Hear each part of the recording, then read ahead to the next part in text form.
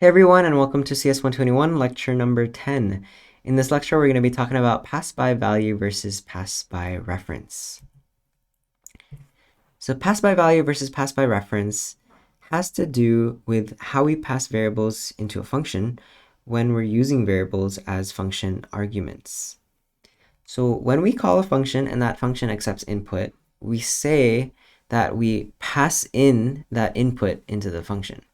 And there are two different ways that C++ can pass something in to a function. When you pass by value, the C++ compiler makes a copy of that argument, and that copy is what gets passed into the function. Anything that happens within that function can't modify the original variable because it's only going to be operating on that copy. So if you look at this visualizer here, I have a cup variable and I'm trying to pass that cup variable in as input to the fill cup function. And since we're passing it by value, the compiler is going to make a copy of that cup, and that copy is what gets passed in to fill cup. So when it tries to add coffee into the cup, only the copy gets affected. The original cup, there's no impact to it. And that's because fill cup is only operating on a copy of the original cup. So let's look at this in C++ code. In general, C++ defaults to pass by value, and most of the functions that you've seen so far in this class have been passed by value. So if we look at this add2 function, what it's aiming to do is accept an integer as input, and it wants to add 2 to that integer. So let's try to visualize this and see what happens. So in my main function, I'm going to create a digit variable. I'm going to set it to 5.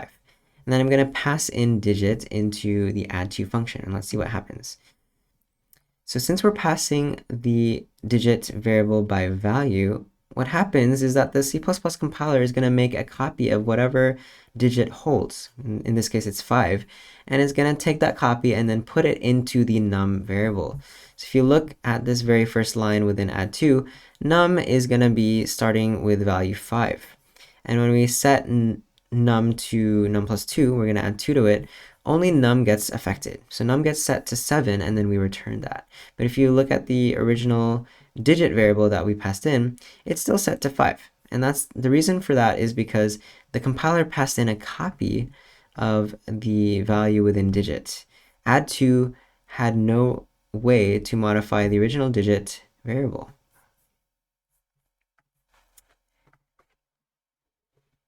So the other way that C++ might pass in a variable as input to a function is pass by reference.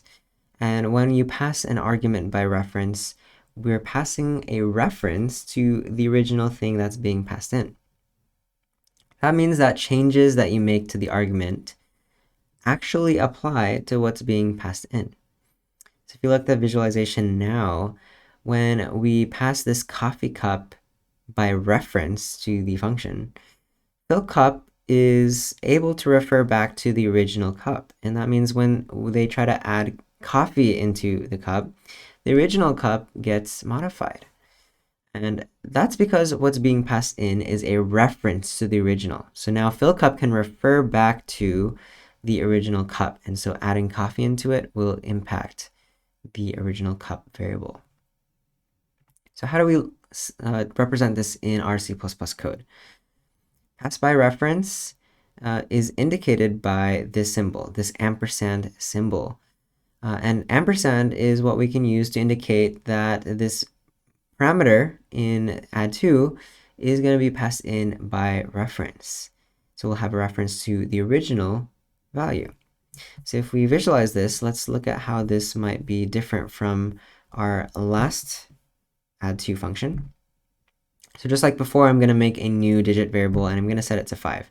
Then I'm going to try to pass in that digit variable into add2. So now we're not making a copy of the value 5.